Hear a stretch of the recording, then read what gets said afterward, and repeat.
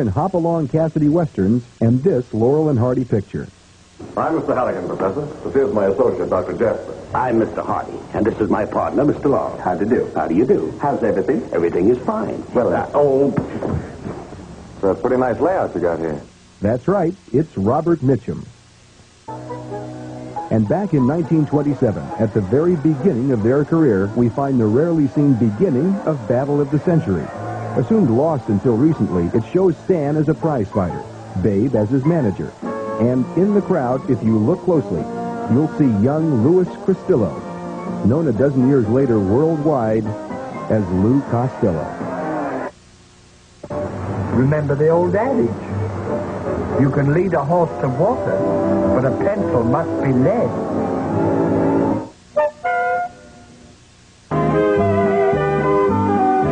In 1940, Babe married Lucille Jones, a script girl who had worked on some of their later features. It was Babe's second marriage. Stan, who had previously been married 4 times, twice to the same woman, would soon meet and marry Idikateva Raphael. These relationships would endure and be the source of much personal happiness. Were you a Laurel and Hardy fan prior to your association? No. The strange thing is I wasn't, but I never told Babe that until long after we were married, and then I told him. And he got a big kick out of it. He thought it was very funny. Babe and Lucille didn't have any children, and so they treated me as part of the family. And there were times when I would come on the lot, and when Babe would see me, he would start singing Shine On Harvest Moon and sit me on his knee, and I just thought he was wonderful. Professionally, the long association with Hal Roach was beginning to sour. As a business practice, the shrewd Roach kept Stan and Babe on separate contracts. A combined contract would have given the team more clout. He had never allowed them to have a partnership contract. He kept them on separate contracts that would expire at different times. So in other words, he played one against the other all the time because they always wanted to sign a new contract as a team, and Roach would never allow that. Stan's contract would expire a few months before Babe's, and to satisfy his contract in 1939, Babe made Zenobia without Stan. The picture also starred Harry Langdon in what was intended to be his comeback film. Instead, there was speculation that Roach was trying to build a new team. Well, they finally got fed up at the end of 39, and they said, all right, we both quit. So they did. After some live appearances, the boys signed a contract with 20th Century Fox and made additional films for MGM. Now, you ready? One of these, The Big Noise, has made a list of 10 all-time worst motion pictures, a distinction it doesn't really deserve.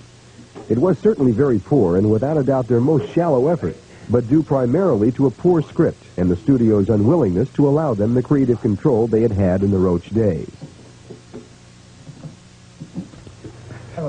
Now, the best of these films became Jitterbugs, in which they played additional characters. You know, I just love the way you show people carry on.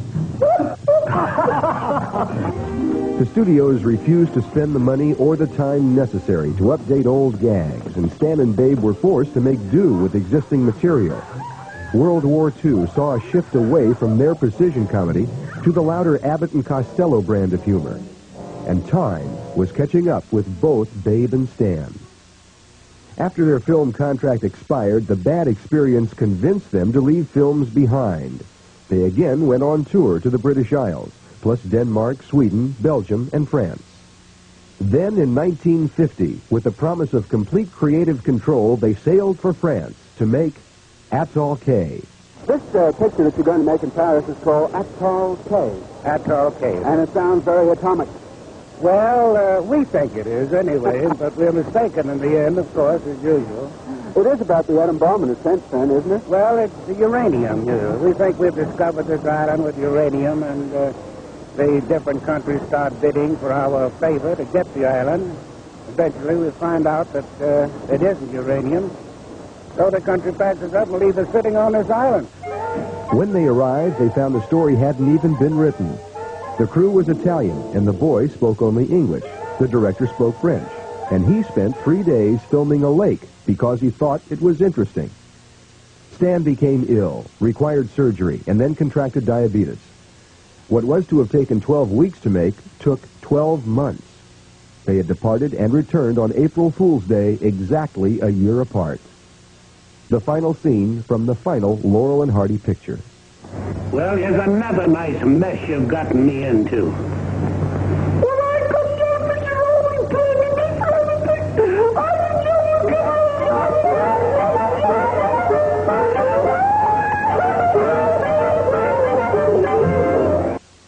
Stan slowly regained his health after additionally suffering a mild stroke, and the boys were negotiating a series of television specials when Babe's health began to fail.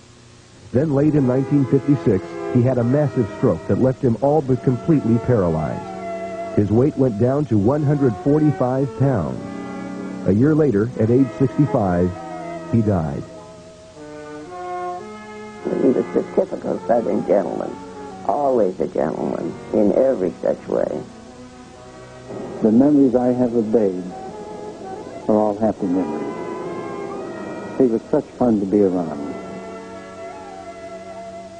Stan and Ida lived quietly in Santa Monica, writing letters and visiting with fans. He was presented with an honorary Oscar and a special award from the Screen Actors Guild, both for his contribution to screen comedy. Oh, they were marvelous days. It was really delightful. He died of a heart attack at 74 early in 1965. As far as I'm concerned, I think Stan Laurel was better than Charlie Chaplin. That's saying a lot. Stan Laurel was the bottom line. I mean, that's where they got the idea of making comedies. How do they stack up to Chaplin, would you say? I like him better, really. Really, I do like him better. I don't want to use the word genius here, okay? But they were. They were. Would you call them geniuses? I would. I would say near genius or genius, yes. Kind of a hard question. From authorities who I have met here and in London who consider them. And that's where I'm basing my feeling on that. Would you call Stan and Babe geniuses?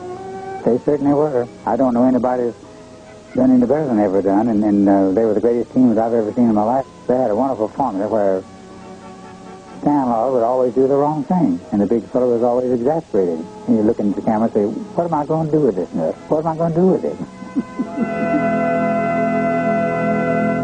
What's your favorite Laurel and Hardy film? Do you have one?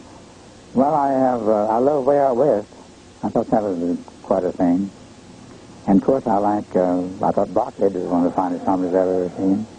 I think overall, Way Out West, which was also my father's favorite film as a whole. There was bits and other pictures that he particularly was fond of. But as a whole, Way Out West. Well, my favorite film is Way Out West, which was Babe's favorite also. Up the daisy. Now, don't get fancy. Just get me up there.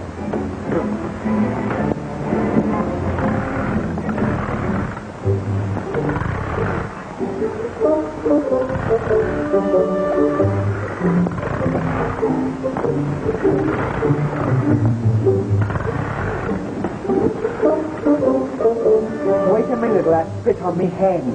All right. Oh! Up the daisy.